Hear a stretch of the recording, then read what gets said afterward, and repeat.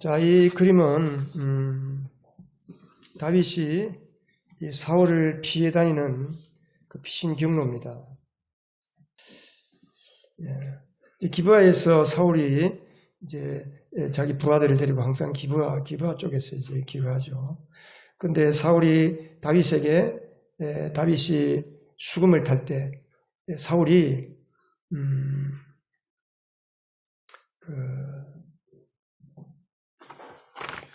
악신이 들어서 너무 괴로워하니까 이제 다윗을 불러서 수금을 타잖아요. 찬양을 하고 악기를 연주하니까 다윗이 사울의 마음이 평안해졌습니다. 그런데 또 사울이 다윗을 보면서 두려워하면서 창을 던집니다. 그래서 사울을 피해서 간 곳이 라마입니다. 라마에 사무엘과 예언자들이 있었죠. 그래서 이제 다시 다윗이 기브아로 와서 요나단에게 물어보죠. 너희 아버지 사울 왕이 정말 나를 죽일 건가 확인하면서, 그래서 죽인다는 것이 확인이 되니까 급하게 피신을 갑니다. 놉당으로 갔습니다. 놉당에서 가다가 아히멜렉 제사장을 만나서 빵과 골리앗의 칼을 받습니다. 그리고 가드로 갔습니다. 가드로 갔는데 가드는 블레셋 땅입니다. 이 블레셋 땅에 가드 왕 아기스에게로 갔는데, 그 아기스에게로 가서 또 거짓말을 하다가 큰 낭패를 당하고 이제 미친 체 하면서 겨우 이렇게 이제 빠져나오게 됩니다. 그래서 아둘람 굴로 오게 되죠. 근데 소문을 듣고 아둘람으로 그 부모 형제들이 찾아왔습니다. 자기 부모가 형제들이 발 없는 말이 천리를 간다고 다윗이 이 아둘람 굴에 숨어 있다 하는 소식이 아맘리에 자기 그 베들레헴에 있는 부모의 귀에 들어갔습니다. 그래서 우리가 매일 사울이 보낸 군사들에게 시달림을 받느니 차라리 또 그냥 아둘람 굴로 가자. 사실 사울이 하루가 멀다 하고 군사들을 베들레헴으로 보내어서 다윗이 왔는지 확인하고 또 다윗이 어디에 숨었는지를 계속 추궁을 하니까 정말 피곤합니다. 살기 어렵습니다. 그래서 부모 형제들이 아둘람 굴로 찾아오고 또 이 소식을 듣고 사울 통치하에서 억압당하고 괴로움당하고 사회적으로 비주류, 빚지고 가난하고 억눌린 자들이 다윗을 향해 이제 찾아오게 됩니다. 그런 말이 있죠. 절대 권력은 절대 부패한다. 사람이 권력을 잡기 전에는 대통령 되기 전에는 내가 국민들을 잘 섬기겠다고 그렇게 나발을 부는데 대통령이 되고 나면 권력의 맛을 보면 하나같이 부패하기가 쉽습니다. 그래서 사울도 마찬가지입니다. 사울이 자기 권력을 유지하고 권력을 독점하고 자기 편만 먹여 살리고 나머지는 안중에도 없는 거예요. 그렇게 해서 이제 이 아둘람으로 찾아온 아둘람 굴로 찾아온 사람들이 약 400여 명, 남자들 장정들만 약 400여 명이나 되었습니다. 다윗은 자기 자신이 벌써 사울에게 눌리고 피신당하는 그 자기의 형편을 생각하면서 찾아오는 사람들을 다 받아주었습니다. 그래서 아둘람 동굴 집단이 아둘람 공동체가 되었습니다. 근데 부모 형제들을, 부모님을 특별히 이렇게 모시려고 하니까 굴이 불편하잖아요. 그리고 때때로 나가서 사람 이렇게 부적들하고 싸우기도 하고 마음대로 움직여야 되는데 노부모를 모시고 있으니까 행동이 부자유스럽고 또 노부모를 그런 곳에서 모시기도 힘드니까 이제 부모님을 모시고 이쪽 모압 미스베 쪽으로 사해바다 건너편 쪽으로 이렇게 와서 여기다가 이제 모압 왕에다가 부탁을 했습니다. 우리 부모님을 좀 맡아 주십시오. 부모님이 이곳에서 좀 살게 해주세요. 부모님을 맡기고 다윗은 그 400명의 용사들과 함께 이 모압 북은 산지에서 기거했습니다. 그런데 유대 땅에서 가시라고 하는 선지자가 찾아왔어요.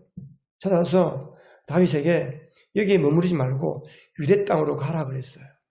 그래서 다윗이 유대 땅으로 가서 헤렛이라고 하는 숲을, 헤렛 숲에 이제 거기서 또 기거하게 됩니다.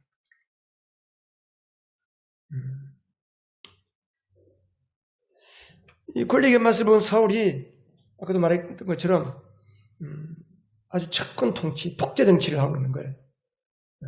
백성들은 안중에도 없는 거예요. 그리고 자만과 위선에 빠져가지고 그렇게 정치를 하고 있습니다. 그런데 그럴수록 사울은 불안합니다. 마음이. 왠지 불안해요. 왜? 다윗이 언젠가 내 자리를 틈타고 들어와서 나를 죽이고 왕이 될 거 아닌가 하는 생각 때문에. 그날도 그 산성에서 높은 곳에서 다 신하들이 둘러서 있고 다윗은 그 신하들에게 닥달을 하는 거예요. 너희들은 어째서 다윗이 군사들을 데리고 움직이고 있는 것에 대해서 나에게 귀뜸도 해주지도 않고 모른 척 하느냐. 심지어 내 아들 요나단이 저 다윗과 공모해서 나를 죽이려고 하고 있는데 왜 너희들은 그것도 모른 척 하느냐. 그러면서 아주 신하들을 닥달하고 괴롭힙니다. 그 말을 듣자 도액이라고 하는 이 에돔 사람, 이스라엘 사람이 아니죠. 에돔 사람 도액이라는 사람이 사울 왕의 목자장이라 했잖아요. 그 아히멜렉에게 가서 다윗이 거짓말로 빵과 칼을 얻어올 때 그곳에 있었던 사람이 바로 도액 사람, 에돔 사람 도액이었거든. 그 도액이 사울 앞에 와서 왕이시여, 사실 제가 얼마 전에 다윗을 봤습니다. 어디서 봤느냐? 그 높 땅 있잖아요. 그 제사장들 사는 마을. 그곳에 다윗이 나타나가지고 급히 왕의 명령을 수행한다 그러면서 아히멜렉에게 가서 빵도 얻어가고 칼도 가져갔습니다. 그래, 아히멜렉을 데려오는. 그래서 아히멜렉이 잡혀왔어요. 너는 어찌자고 나를 죽이려고 하는 다윗을 도와주었느냐? 응? 임금님이시여. 다윗은 임금님의 사위에다가 왕의 경호실장에다가 이스라엘에 그만한 존귀한 사람이 있습니까? 내가 다윗을 도와주는 것은 왕을 섬기는 겁니다. 그래서 내가 여호와 하나님께 물어보고 그것도 내 마음대로 한 게 아니고 하나님께 여쭈보고 이 빵을 줘도 될까요? 제사장들만 먹는 빵인데 과연 이 다윗에게 줘도 될까요? 물어보고 줬습니다. 내가 왕과 신하들을 위해서 하나님께 여쭈본 것이 그날 하루뿐이었습니까? 늘 제가 물어보고 있지 않습니까? 사울이 시끄럽다. 다윗을 그렇게 보호해주고 살려줬어. 저놈을 당장 죽여라. 저놈만 죽이는 게 아니고 모든 제사장들을, 높 땅에 사는 모든 제사장 다 죽이고 그곳에 사는 모든 아녀자들, 어린아이 전부기들까지 양과 소떼 다 죽여라. 아주 그냥 이 사울이 아주 포악하게 이루 말할 수 없이 포악해진 거. 악신이 들어가 있으니까, 악령이 들어가 있으니까. 하나님을 떠나면 이렇게 적대감이 생기고 하나님을 향한 적대감, 사람들을 향한 적대감이 생기는 거예요. 그래서 신하들이 감히 아히멜렉을 죽이지 못하고 머뭇거리니까 사울이 도액에게 말하면서 네가 죽여라.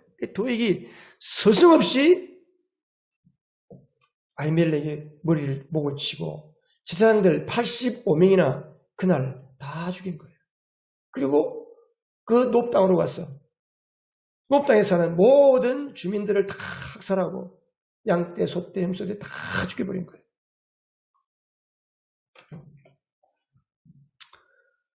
자, 오늘 말씀을 통해서 주님께서 우리에게 뭘 말씀하실까요? 하나님은 우리에게 뭘 말씀하고 싶어 하실까요? 여러분, 이 아둘람 굴로 모여든 사람들을 다시 말하면 아둘람 공동체는 곧 교회입니다. 교회. 다윗이 사울에게 고통당하고 있으니까 그 아픔이 있잖아요. 그 응들림이 뭔지 알잖아요. 그러니까 다윗이 아둘람으로 소문을 듣고 모여오는 사람들을 다 품어주고 맞아주고 그들을 섬겨주는 겁니다. 그들을 세워주고 하나님을 의지하게 도와줍니다. 다윗의 리더십은 이게 섬김의 리더십이에요. 섬김의 리더십. 그래서 다윗은 그 찾아오는 불쌍한 사람들, 웅들린 사람들, 또 그런 사람들만 오는 게 아니고 사울의 부하였던 사람들, 용사들, 장군들 이런 사람들도 더 이상 사울에게 괴롭힘 당하기 싫어서 다윗에게로 찾아옵니다. 그런 사람들을 다윗이 다 섬겨주고 불쌍히 여기고 또 없고 힘든 사람들끼리 모였기 때문에 서로를 불쌍히 여기면서 서로를 세워주는 그런 공동체가 된 것입니다. 결국 아둘람이라고 하는 동굴의 집단은 다윗의 섬김과 세워주는 마음. 그래서 영어로 말하면 서번트십, 빌드십.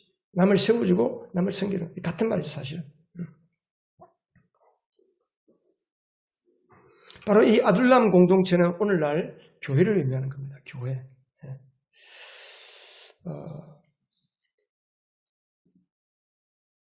이 아둘람에 모인 사람들이 나중에 보면 다윗 왕국이 되고 난 뒤에 다윗 왕국에 아주 중요한 역할을 하는 사람들이 다 됩니다. 그래서 하나님께서 그들을 다 나중에 존귀하게 이렇게 사용하게 됩니다. 예수님께서도 마태복음 11장 28절에 보면 수고하고 무거운 짐진 자들아 다 내게로 오라.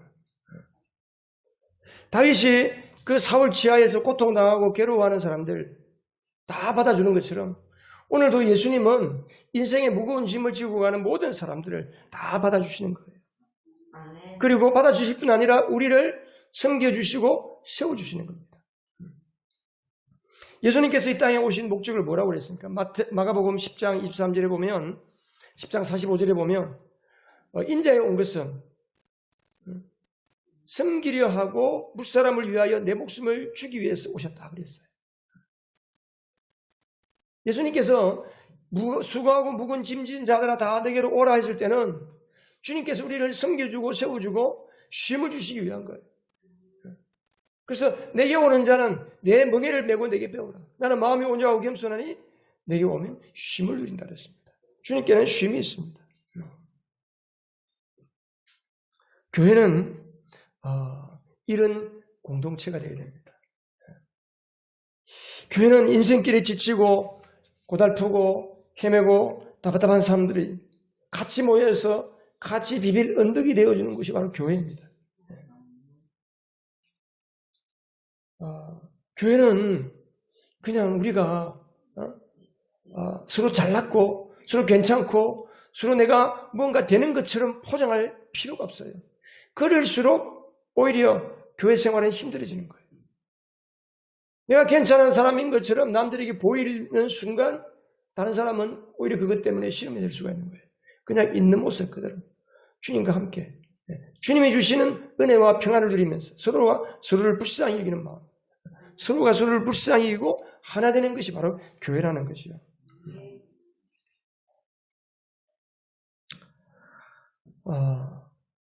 어떻게 아둘람 공동체가 모여졌을까요? 뭐 다윗이 오라고 뭐 광고했겠습니까? 아닙니다. 그냥 다윗에게 온 사람들의 소문에 의해서 입소문을 타고 한 사람 두 사람 그 소식을 듣자 또 오고 그 소식이 전해지면서 또 오고 아맘리에 다 소문이 퍼지니까 그들이 아둘람 동굴로 모여드는 겁니다. 전도도 마찬가지입니다. 여러분. 전도가 길거리에서 전도지 나눠준다고 전도가 됩니까? 그 전도가 아니에요, 사실은. 길거리에서 전도 나눠, 그냥 우리 만족이에요, 우리 만족. 내가 주님을 위해서 열심히 일한다는 만족이지 길거리에서 전도지 좀 나눠준다고 그 사람들이 전도지 받아보고 교회 오는 시대는 지났습니다. 그 벌써 20, 30년 전에나 전도지 찾아보고 교회에 가볼까 하는 사람들은 전도지 보고 올지 몰라도 교회에 대해서 생각이 없는 사람들은 예수님에 대해서 모르는 사람들은 전도지 만장을 봐도 그냥 쓰레기에 불과한 거예요.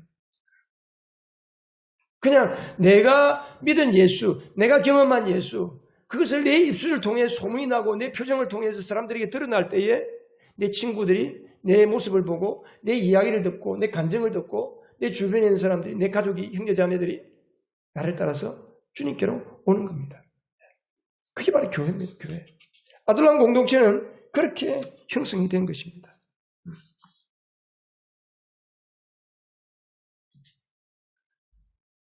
그러면 아둘람 공동체가 어떻게 세워졌을까요? 어떻게?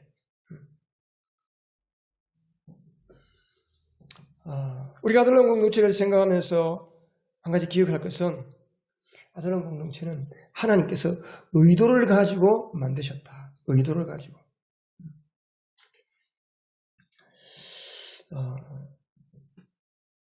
사실 그곳에 모인 사람들은 다 연약한 자들이잖아요. 다 억눌린 사람들, 상처가 있는 사람들, 아픔이 있는 사람들. 그런데 주님께서는 나중에 그런 사람들을 통해서 다윗 왕국의 공신이 되게 한단 말이에요. 하나님의 나라는 바로 그런 겁니다. 하나님의 나라는 주님께서 뭐라고 그랬어요? 너희가 어린아이 같지 아니하면 천국에 들어갈 수 없다고 했어요. 괜히 내가 큰 체하고 잘난 체하고 높은 체할 필요가 없습니다. 교회는 어린아이처럼 낮아지면 낮아질수록 하나님은 그런 사람을 쓰시는 거예요. 예수님의 12 사도들도 다 보면은 변변찮잖아요. 어부들, 사람들에게 손가락질 받는 세금쟁이들, 그런 사람들입니다. 심지어 예수님을 배신하고 예수님을 팔아버린 가룟유다라는 사람까지도 있었잖아요. 근데 이들이 나중에 물론 가룟유다는 예수님을 배교하고 처참하게 죽었지만 나머지 11 사도들은 성령 받고 나서 위대한 전도자가 돼요. 세상을 변화시 세상을 없는 사람들이 다 있잖아요. 다 하나님의 위대한 전도자들로 다 쓰임을 받습니다. 우리도 마찬가지입니다. 우리 자신이 다 인간적으로 보면 흠이 많고 연약하고 상처가 많고 가진 것이 없는 것 같지만 우리가 주님 앞에 주님을 섬기고 주님을 따라가다 보면 하나님께서 우리를 통해서 하나님의 나라의 위대한 사명자로 위대한 일꾼으로 여러분들을 쓰시는 것입니다. 하나님은 똑똑하고 힘있고 권력 있는 사람을 부르지 아니하고 고린도전서에 보면 다 무능하고 배운 거 없고 가난하고 사람들에게 손가락질 받는 사람들을 불러서 강자를 부끄럽게 하고 지혜 있는 자를 부끄럽게 하신다고 그랬어요. 앞으로 우리 교회, 우리 성도 한 사람 한 사람 여러분 우리 교회 숫자가 적다고 여러분 뭐 걱정하십니까? 그런 걱정하지 말고 내가 하나님께 쓰임받을 걱정하면 돼요. 내가 일당백의 용사가 되면 게임 끝나는 거예요. 그렇잖아요. 하나님께서는 여러분들을 위대한 하나님의 사람으로 사용하실 계획을 가지고 있습니다. 우리 옆 사람들 한번 축복하십시다. 당신은 위대한 하나님의 사람입니다.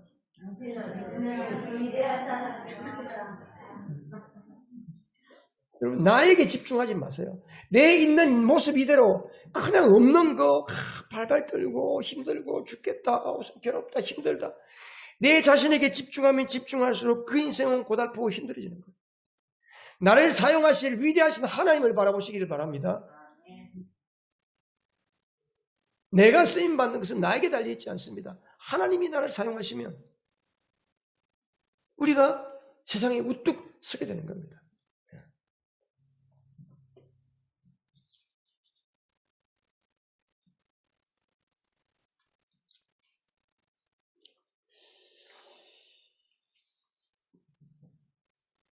아둘람 공동체가 어떻게 세워졌는가?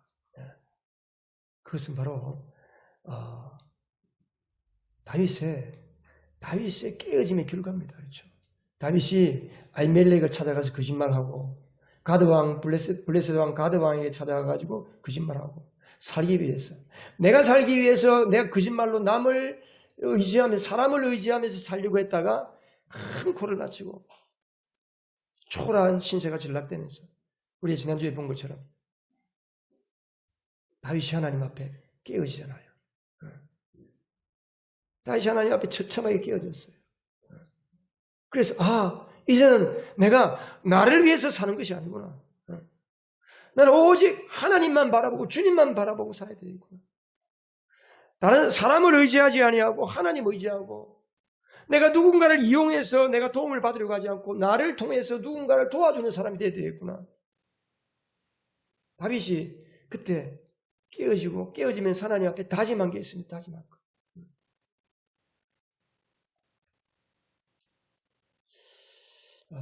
내가 사람을 의지하지 않는다. 어떤 일에도 하나님만 의지하겠다.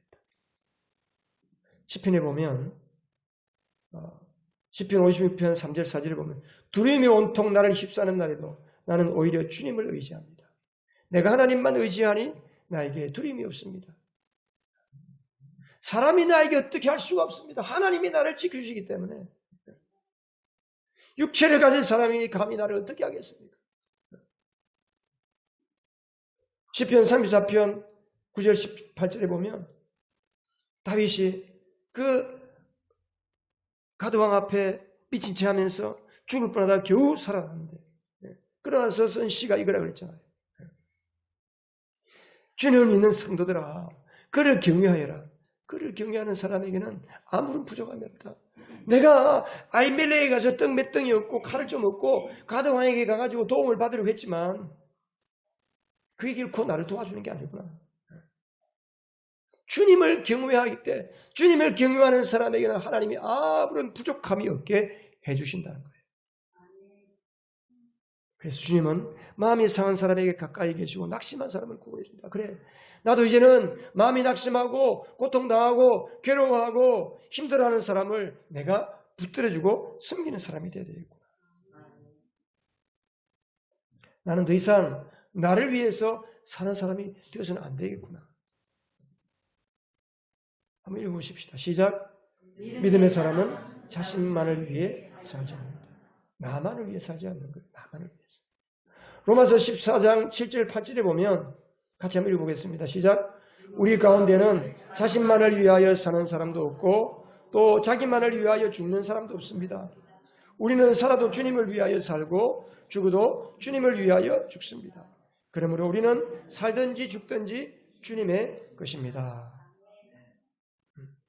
살든지 죽든지 우리는 주님의 것이라고 했어요. 사실 그렇잖아요. 여러분, 자기를 위해 사는 사람 사실 따지고 보면 아무도 없어요. 내가 나를 위해 사는 것 같지만 실은 나를 위해서 사는 게 아니에요. 여러분이 자신을 위해서 밥을 먹고 자신을 위해서 건강하고 자신을 위해서 무언가를 하는 것 같지만 실제는 가족을 위해서 하고 자식을 위해서 하고 내 누군가를 위해서 하는 거예요.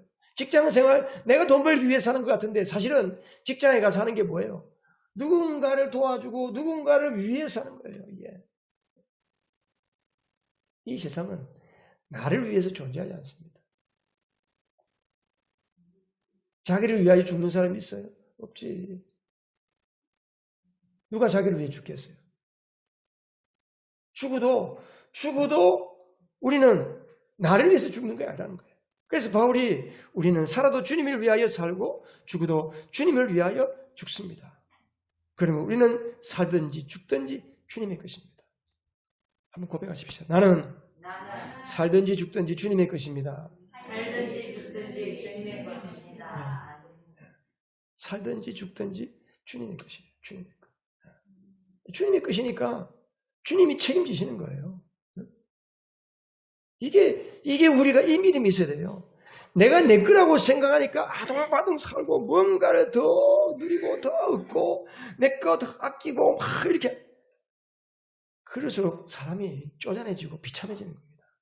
주님의 거예요. 주님의 거.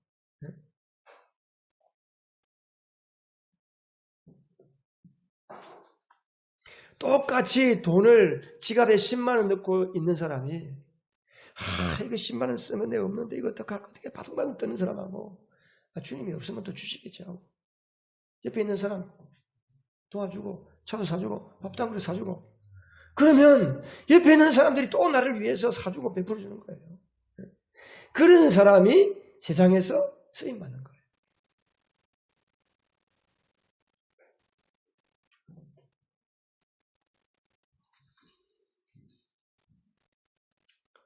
우리도 고난과 역경 속에서 다윗이 꼬꾸라지가 깨어져서 나를 위하여 살지 않고 이제는 주님을 위해서 다른 사람 위해서 살아야지 한 것처럼 우리 모두도 믿음의 사람이 되어서 자신을 위해 사는 삶에서 주님과 다른 사람을 위해서 사는 성도들을 위해서 섬기는 사람, 세워주는 사람이 되시기를 주님의 이름으로 축복합니다.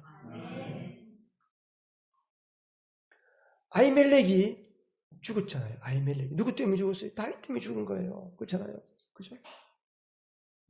다윗이 와가지고 나에게 먹을 것을 좀 주실 수 있겠어요? 했을 때 하나님께 들어가서 묻잖아요. 하나님, 이거 다윗이. 이건 제사장들만 먹는 빵인데 다윗을 보니까 지금 형편이 없네요. 배가 너무 고픈 것 같습니다. 이걸 줘야 될까요? 말아야 될까요? 어떻게 할까요? 하나님께서 줘라, 도와줘라. 아히멜렉은 하나님을 의지하고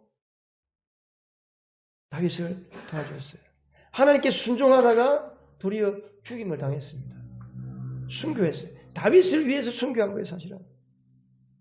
아이러니잖아요. 내가 주님을 위해서 사는데 내가 죽임을 당했다. 참 아이러니하죠. 이런 게 많습니다. 우리가 주님을 위해서 섬기고 예수를 잘 믿는데 나에게 어려움이 찾아온다? 여러분, 어려움 때문에 하나님을 원망하고 사람들을 원망하지 마세요. 내가 예수를 잘 믿고 주님을 잘 섬기려고 하는데 어려움이 찾아오면 반드시 거기에는 하나님의 의도가 있고 주님의 숨은 축복이 있습니다. 왜 믿음으로 사는 사람이 억울한 죽음을 죽어야 할까요? 하나님이 왜 이런 일을 허용하셨습니까? 아히멜렉의 죽음은 순교란 거예요. 순교. 여러분, 다윗을 위하여 순교했다 이 말이 좀 안 맞는 것 같은데 여러분, 성경 전체적으로 보면 다윗은 예수 그리스도가 오시는 통로예요. 통로. 그래서 마태복음에 보면 아브라함과 다윗의 후손 예수 그리스도의 계보다. 그러면서 마태복음 1장에 보면 누가 누구를 낳고 누가 누구를 낳고 쫙 놓고 나오는 거예요. 아브라함이 누구를 낳고 다윗이 누구를 낳고. 그래서 다윗의 혈통으로 오시는 분이 예수 그리스도 메시아예요. 하나님은 창세전부터 메시아를 다윗의 후손으로 오시게끔 계획을 해놓은 거예요. 그래서 아히멜렉의 죽음은 단순하게 억울하게 사울에게 목베임 받아 죽은 게 아니고 오실 예수 그리스도, 오실 메시아를 준비하는 하나님의 일련의 작업이었습니다.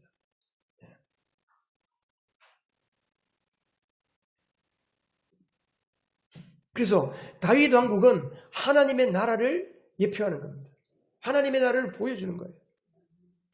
섬기는 다윗, 남을 세워주는 다윗, 순종하는 다윗, 오직 하나님만 바라보는 다윗. 그 나라가, 다윗의 나라가 하나님의 나라의 모습과 구약시대의 비교가 될 수 있고 그것을 예표하는 나라가 바로 다윗의 나라였기 때문에 그렇습니다.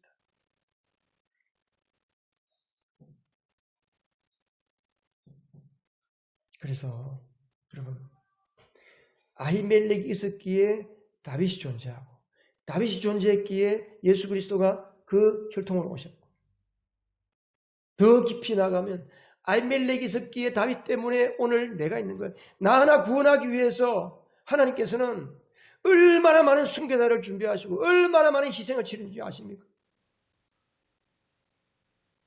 창세전부터 하나님께서는 우리를 구원하시고 거룩하고 흠이 없는 사람이 되게 하시려고 하나님의 자녀 삼기 위해서 이 세상을 만들기 전부터 하나님의 가슴 속에는 그 뜨거운 꿈이 불타고 있었는 거예요. 그리고 에덴 동산에서 아담과 하와를 만들고 그리고 아담과 하와가 타락하고 범죄하자 아브라함을 부르고 아브라함과 그의 후손 이스라엘을 통해서 계속해서 다윗과 많은 선지자들, 순교자들을 통해서 하나님은 이 복음의 계획, 누구를 위해서? 여러분 한 사람 구원하시기 위해서. 여러분, 나 하나 구원하기 위해서 여러분 그래서 아히멜렉에게 감사할 수 있어야 하고 다윗에게 감사할 수 있어야 합니다. 저는 이 말씀 묵상하다가 너무 감격하고, 와, 하나님은 나 하나 구원하려고 3000년 전에, 지금으로부터 3000년 전에 아히멜렉을 순교하게 했구나. 다윗이 나 때문에 고난과 역경을 당했구나.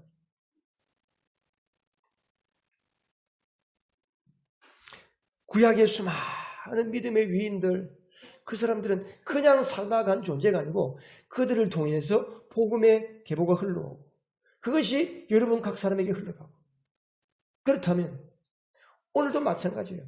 나 하나 통해서 하나님께서 나 하나 복받고 나 하나 잘 살고 나 하나 천국 가기 위해서 그냥 거기에 머무르게 하시는 분이 아니시라는 거죠. 하나님은 우리 한 사람 한 사람을 구원해서 나를 통해서 내 이웃에 아둘람 공동체 같은 교회를 세우고 가정과 일터를 교회로 삼고 교회를 세워서 또 다른 자들에게 복음이 흘러가게 하는 거예요.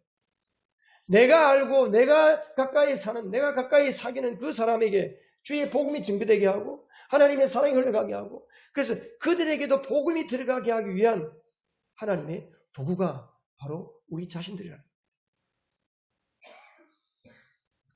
그래서 우리는 나를 위해서 살 수가 없는 거예요. 나를 위해 살면 그걸로 끝나는 거예요. 그냥. 제일 불쌍한 사람이 자신을 위해 사는 거예요. 자신을 위해 사는 사람. 여러분, 누가복음에 보면 부자 나사로와 거지 나사로와 부자 이야기가 나오잖아요. 부자는 그 수많은 재산, 농사를 지었는데 그 농산물을 보관할 창고가 없어서 또 많은 창고를 짓고 날마다 잔치하고 파티하고 사람들을 초대해서 연회를 하면서, 그래서 먹고 마시고 즐거워했는데 자기 집 문 앞에 와서 구걸하는 나사로에게는 밥풀떼기 하나 주지 않았던 그 부자. 근데 죽고 나니까 부자는 지옥 불구덩이 속에서 고통하는 거예요. 고통하는 거예요. 아브라함에게 나의 아버지, 저 나사로를 나에게 보내어서 손가락 끝에 물 한 방울만 찍어서 내 혀를 좀 적셔주세요. 아브라함이 뭐라고 그랬어요? 나와 너 사이에는 큰 구름이 있어. 갈 수도 없고 올 수도 없구나. 여러분, 지옥이 어떻게 해서 비참한 줄 아세요? 지옥과 천국 사이에는 담이 없는 거예요. 다 보이는 거예요. 영적에서 다 보이는 거예요. 불구덩이에서 고통하는 게 다 보이는 거예요. 불구덩이에서 고통하면서 저 호화롭게 날마다 잔치하고 날마다 찬송하고 날마다 즐겁게 사는 그 천국 백성이 보이는 거예요. 보이는 거예요.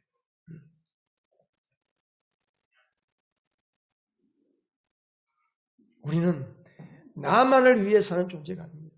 누군가를 위해 사는데 무엇을 위해서? 주님의 복음을 위해서. 나를 구원하신 예수 그리스도를 위해서 사는 거예요.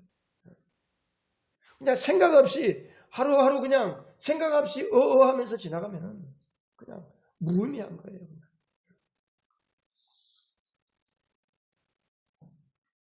여러분, 나도 누군가를 위하여 존재하는 믿음의 사람이 되시기를 주님의 이름으로 축복합니다.